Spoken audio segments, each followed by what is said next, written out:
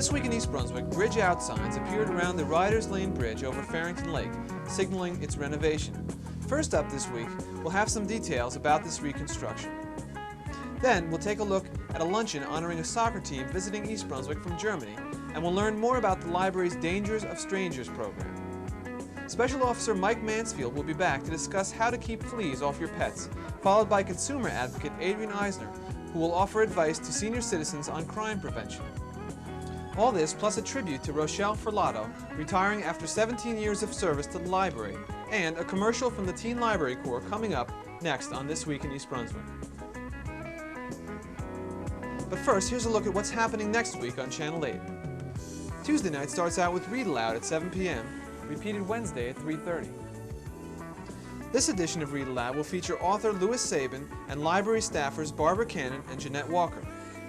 Then at 7:30, John Megliero will interview Jay Kimball on Sports Talk, repeated on Thursday at 7:30. Our Wednesday afternoon lineup will include Read Aloud, Reading Rainbows, and more stories from the Teen Library Corps. Then Wednesday evening, Nova, the highly acclaimed PBS series, will ask the question, where did the Colorado go? And Thursday, we'll be back with more local news on This Week in East Brunswick.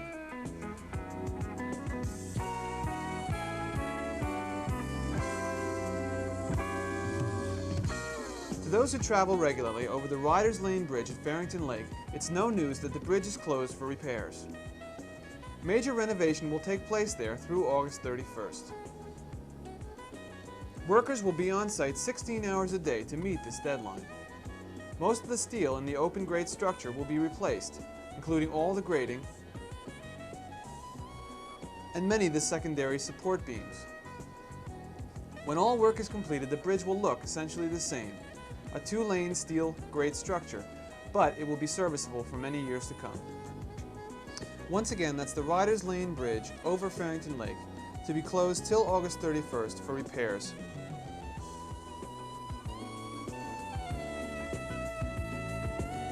A luncheon was held Wednesday at the library to honor a young group of 16 West Berliners visiting East Brunswick to participate in the East Brunswick Soccer Club's Labor Day tournament. An interesting type of soccer exchange program has developed between the German soccer team and East Brunswick. 2 years ago, a German team stopped here on their way home from competing at the Knoxville World's Fair. Later, the East Brunswick team received a letter of thanks and an invitation to compete in a German tournament.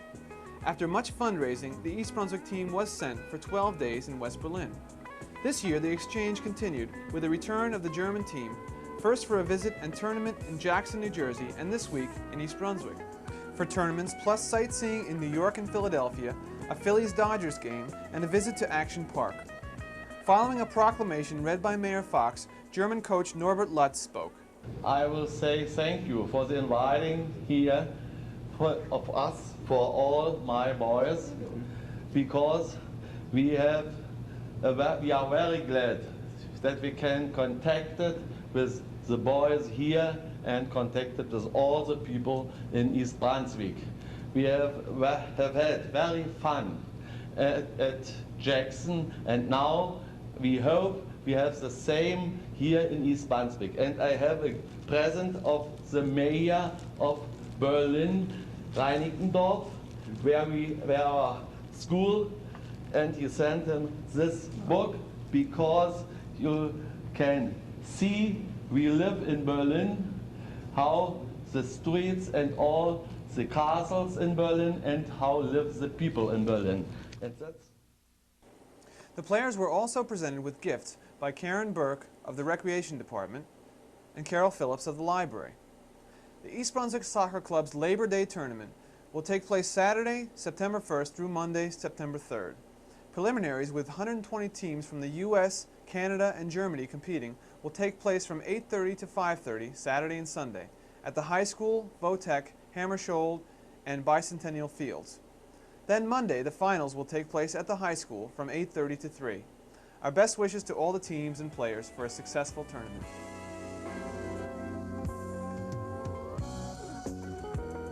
The Children's Department at the library is trying to educate kids on the dangers involved in dealing with strangers. Last week, a program at the library for parents and children used puppet shows to dramatize these dangers. Speakers were brought in to talk to the kids and answer their questions. First, let's look at a bit of one of the puppet shows.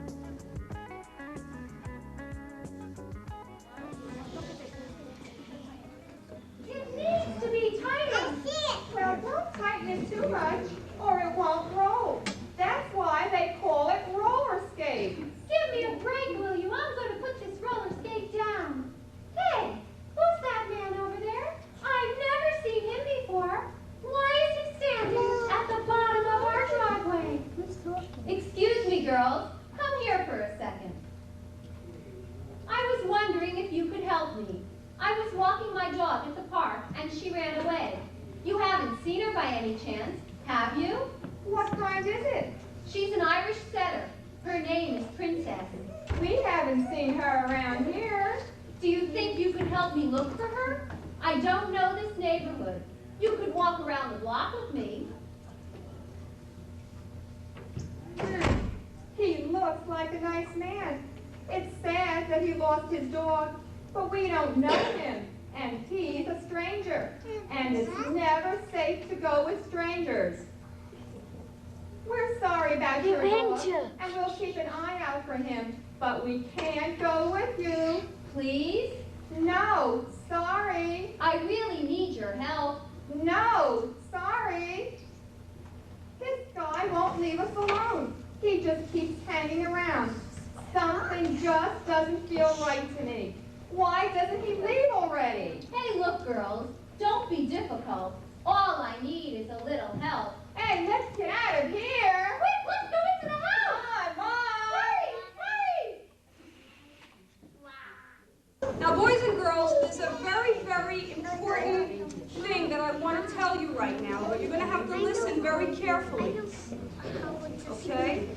It's about grown-ups. Most grown-ups are really nice people. And most grown-ups like children and want to be kind and considerate with children. But there are some grown-ups, not very many, but there are some grown-ups who really aren't so kind and really aren't so gentle with children.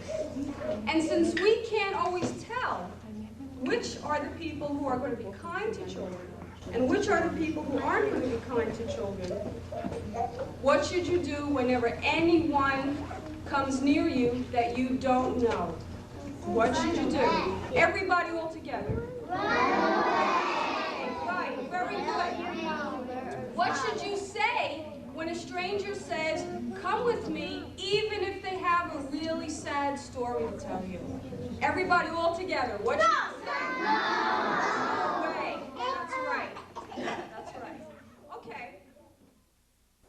For more information about the Dangers of Strangers program, contact Carol Phillips at the library at 390-6782.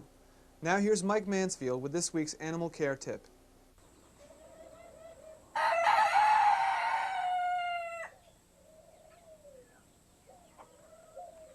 How do you do? I'm Special Officer Mike Mansfield with East Brunswick Animal Control. Today we're in my little critter corral at my own home.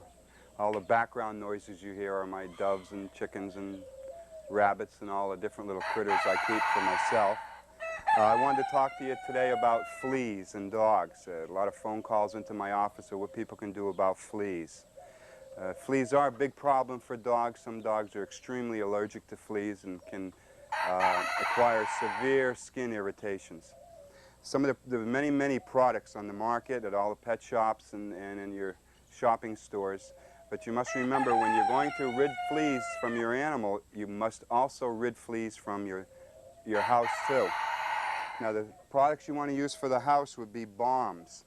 This is called Cyphetrol Plus. It's a VetCam product. You purchase it at your veterinarian, and it kills both the adult and pre-adult fleas and the pulpa and the larva. It also helps to destroy the eggs. You want to do the whole thing at one time.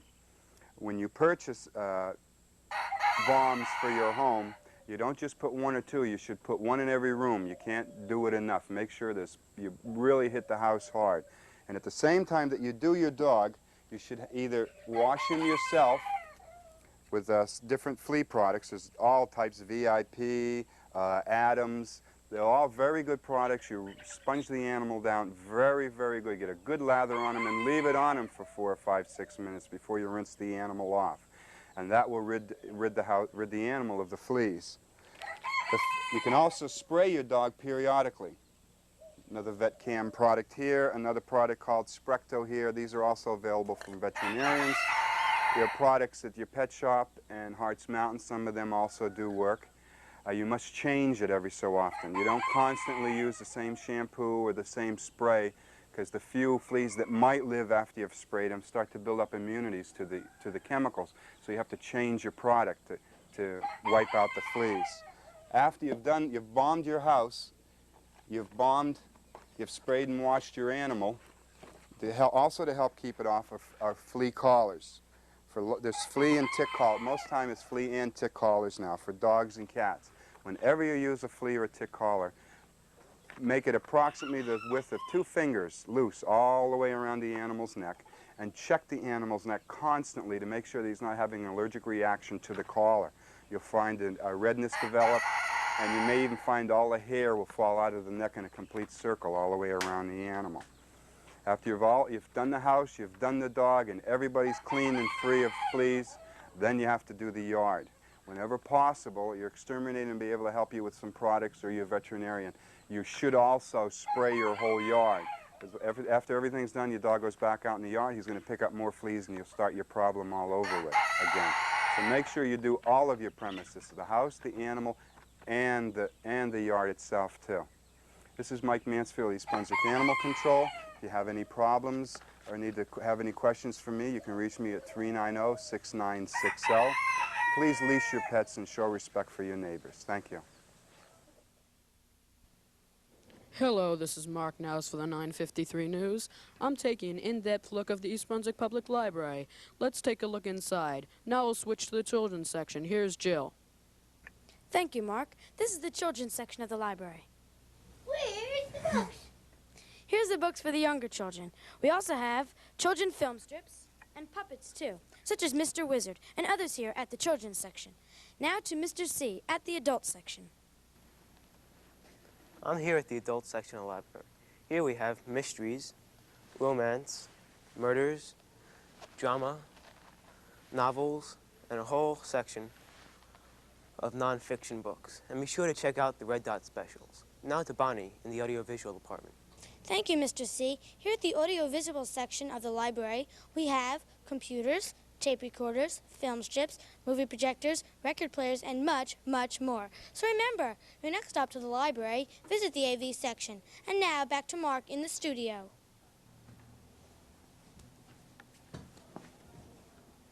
Do you have your library card?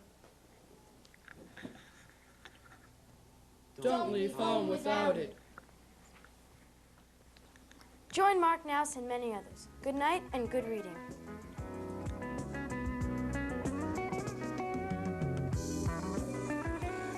Hello, and welcome to Consumer Aware. I'm Adrienne Eisner of the East Brunswick Consumer Affairs Office.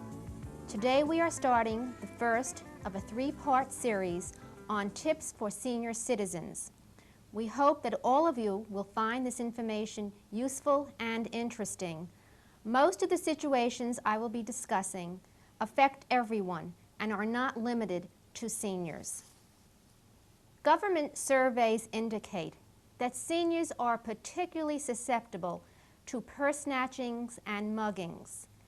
The United States Department of Justice has offered the following tips for older people interested in reducing the risks of being victims of crimes. Actually, these tips are extremely helpful to people of all ages. Never carry a wallet in your back pocket. Even an amateur pickpocket can lift it before you actually realize what has happened. Don't dangle your purse at your side or leave it unattended sitting on a counter. If possible, tuck money or credit cards in an inside pocket. Avoid flashing your cash. This is a signal to potential robbers. They might follow you to a location where it is easier to rob you. Arrange your schedule so you don't have to walk alone on dark, deserted streets. Stay clear of shrubbery and parked cars, which are convenient hiding places for criminals. Don't enter dark parking lots or deserted garages alone. If, unfortunately, you become the victim of a crime, make noise, call for help, or blow a whistle several times. Never pursue your attacker and call the police immediately. If you have any questions about these tips for your safety, please call us at the East Brunswick Consumer Affairs Office. We're located in the Municipal Building. We're there Monday through Friday. Our telephone number is 390-6954. I hope you'll join us again next week for part 2 on our series of tips for senior citizens. Thank you for joining me on Consumer Aware. Before we close this week, we'd like to say a special thank you from all the library staff to Rochelle Ferlauto, who's leaving the library after 17 years. As administrative assistant, Rochelle's always been there to help anyone and everyone. It's hard to imagine what it'll be like here without her. The photo montage you're seeing was created by Pat Irons and Lee Walling as a going-away gift for Rochelle. Rochelle, good luck to you and your husband in your new home. You'll be greatly missed.